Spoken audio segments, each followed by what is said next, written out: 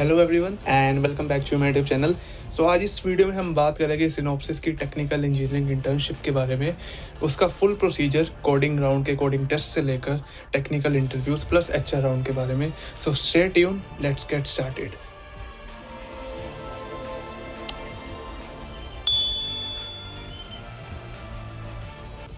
सो ये सिनॉप्सिस की हायरिंग चल रही है टेक्निकल इंजीनियरिंग प्रोफाइल के लिए, इंटर्नशिप है बेसिकली ये। सो बेसिकली मेरे पास टेस्ट आया था। सो फर्स्ट राउंड था, इनके एक्चुअली 4 राउंड है। फर्स्ट आपका कोडिंग टेस्ट रहेगा, उसके बाद 2 technical interview, then HR round रहेगा।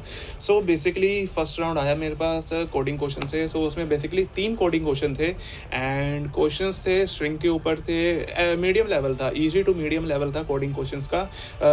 3 में से मैंने 2 कोडिंग क्वेश्चन सोल्व किए थे। 2 के आउटपुट मतलब कंपाइल हो गए थे और टेस्ट केसेस सारे पास हो गए थे। लेकिन जो एक का था उसका 50% या 40% रह गया, टेस्ट केसेस ओनली पास हुए थे, बाकी के रह गए थे। सो बेसिकली फर्स्ट राउंड हो गया। उसके फिर नेक्स्ट वीक में मेरे को कॉल आती है कि हम क्या कल आपका फर्स्ट टेक्निकल राउंड शेड्यूल कर सकते हैं। सो मैंने कहा ठीक है। या इंटरव्यूअर आया, सो बेसिक उन्होंने अपना इंट्रोडक्शन दिया एंड मेरे से मेरा इंट्रोडक्शन पूछा। सो अच्छा इंट्रैक्शन एक अच्छा लगता है। तो इंटरव्यू की इस वीडियो के बीच में मैं आपको इंटरव्यू की टिप्स देता रहूँगा।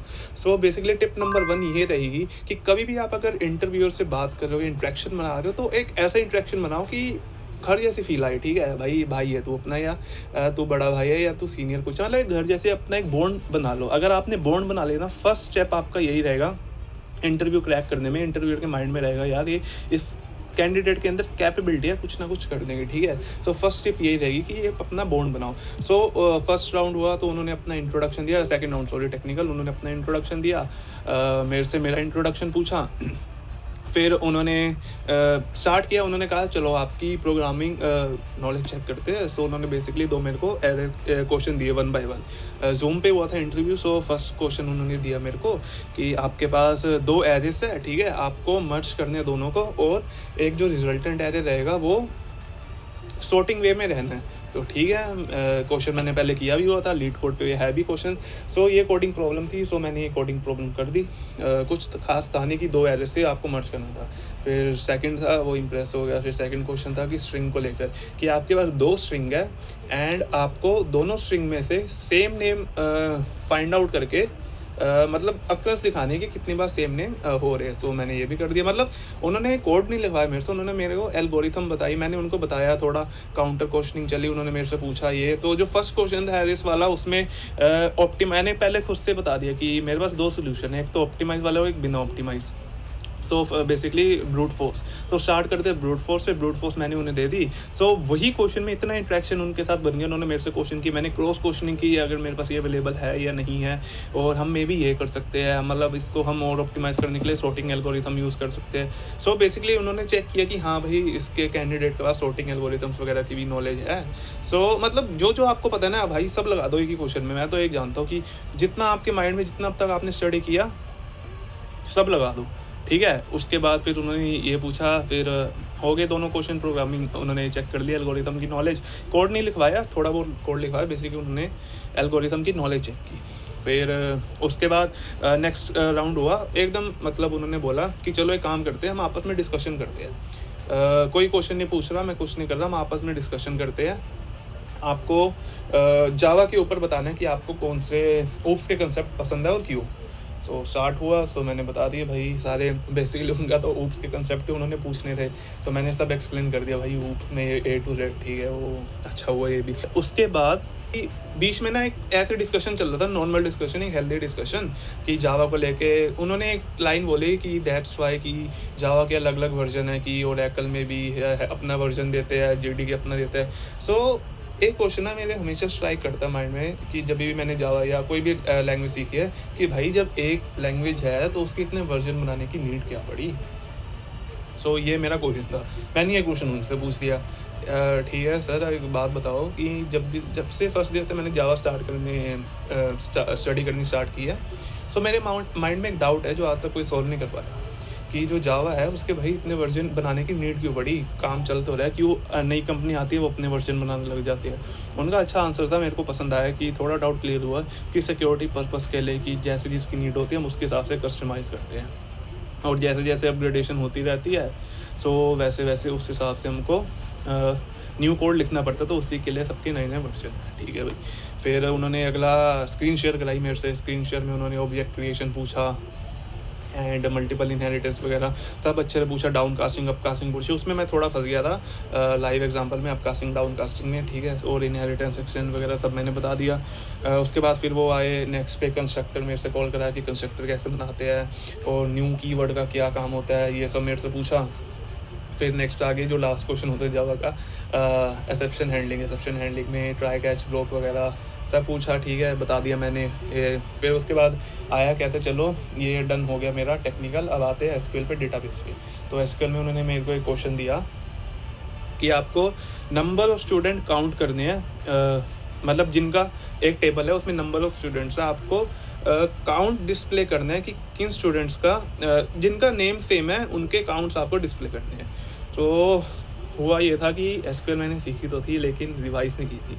सो मैंने थोड़ा ब्रेनस्टॉर्मिंग की, बता दिया सोल्यूशन, लेकिन उन्होंने थोड़ी हेल्प की तो हो गया सोल्यूशन। एसक्यूएल क्वेरी लिख दी मैंने इसकी, ठीक है। फिर वो इम्प्रेस हुए, कहते चलो आपने, फिर उन्होंने मेरे को कहा कि आपके रेज्यूमे में GCP भी है, गूगल क्लाउड प्लेटफॉर्म, तो एक क्वेश्चन उसका भी बनता है। मैंने कहा ठीक है पूछ लो।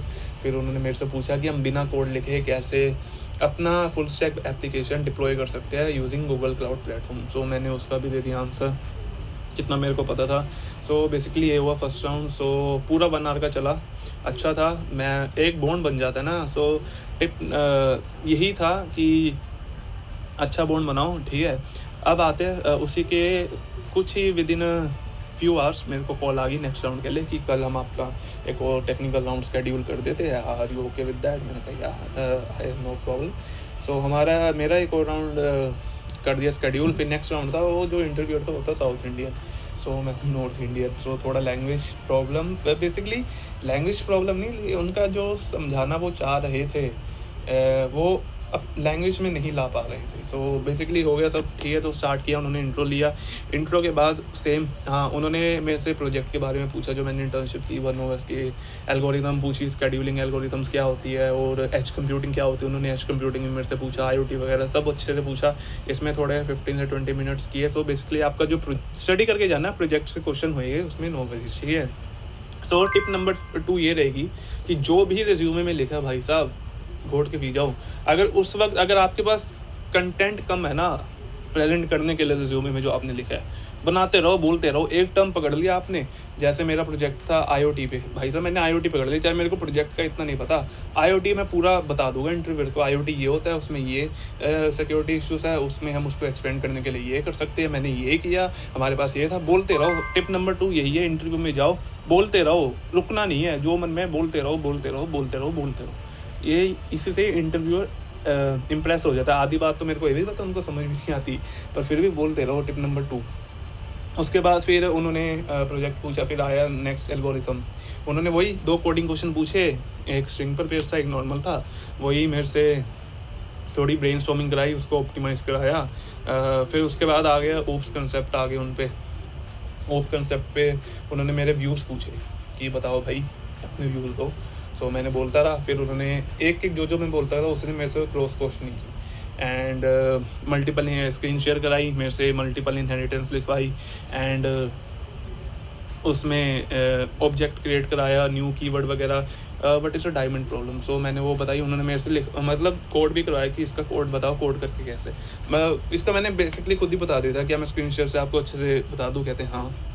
देन ट्राई कैच, उन्होंने ट्राई कैच भी मेरे से लिखवाया। फिर लास्ट में उन्होंने मेरे को एक SQL का क्वेश्चन दिया कि नेम है एंड जिनकी अक्रेंस 1 से ज़्यादा है जिन नेम की, उसको प्रिंट करना है। सो वो भी हो गया। सो यस, सो यही था। देन मेरे को HR से कॉल आता है कि आपका टेक्निकल राउंड भी क्लियर हो गया एंड अब आपका मैनेजरियल राउंड होगा। सो मैंने कहा ओके। सो देन मेरा मैनेजरियल राउंड होता है, लेकिन इसमें ना मेरे साथ स्कैम हो गया। स्कैम कैसे? उन्होंने मैनेजरियल राउंड के नाम पर मेरे से टेक्निकल राउंड ले लिया। सो बेसिकली हुआ क्या था कि इंटरव्यूअर आया, उन्होंने इंट्रोडक्शन लिया, उसके बाद मेरे को लो लेवल डिज़ाइन का कि मेरे को लो लेवल डिज़ाइन क्रिएट करके दिखा दो, ये जो अपना यूज़र मैनेजमेंट सिस्टम है उसका लो लेवल डिज़ाइन क्रिएट करके दिखा दो। तो मैंने बता दिया। फिर उन्होंने पता नहीं क्या हुआ, एक ऐसा क्वेश्चन दिया, एक ऐसा मेरे से कहा इस पर ब्रेनस्टॉर्म करो कि आपके पास कस्टमर ID को रिसिप्ट को लेकर था। मेरे को क्वेश्चन कुछ समझ नहीं आया उस क्वेश्चन में। उसके बाद हो गया 45 मिनट तक चला था।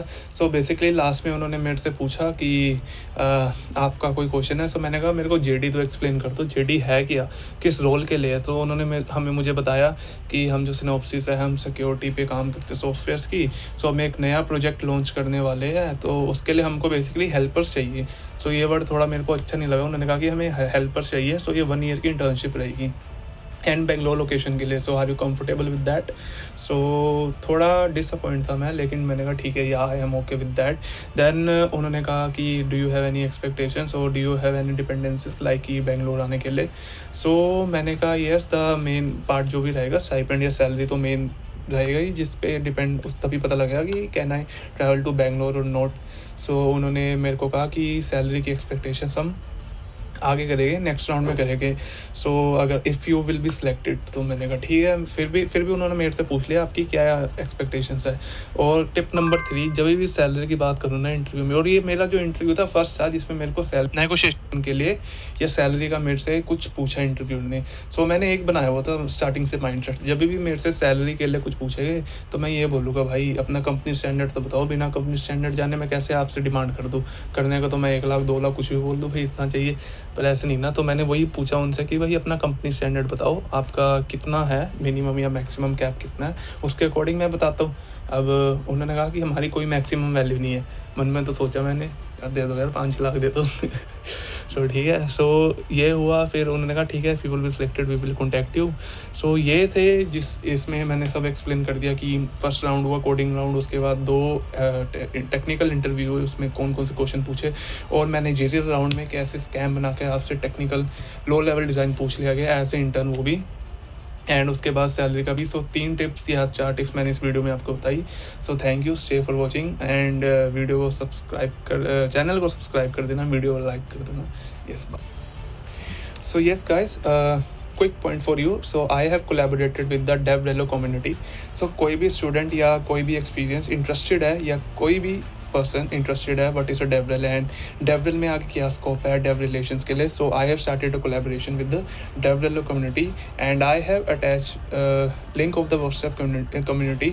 You can join that link mention in the description. आपको बड़ी जल्दी न्यू कूल स्टफ भी डेवरेल से रिलेटेड भी एंड ऑफलाइन सेशंस या कुछ भी है उसके रिलेटेड भी मिलता रहेगा।